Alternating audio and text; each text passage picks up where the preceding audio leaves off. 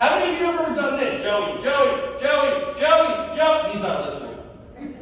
What's the definition of doing the same thing over and over and expecting a different result? Insanity. How many of you are driving yourself insane?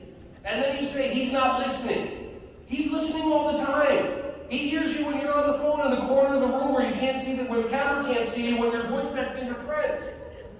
Oh, sorry, did I blow some people's spots? Sorry, I apologize about that. Why do we say that to kids? Are you being a good listener? Do you ever listening? Anybody ever say that to a kid and they look at you with confusion? Ever do that? Well, you're being a good listener. And the kid's like, you just said to me, I'm not being a good listener. Okay? You don't have your listening ears on. I hear you. Like, what are you doing? Like, what are you, like, why? Why is it that we tell kids you're not being a good listener? How many of you have somebody at home that doesn't listen to you? Oh, her hand is shot right up. Okay, yeah. But is it really they don't listen to you, or they listen to you all the time? Because you follow them from room to room to room. But they're not doing what you want them to do.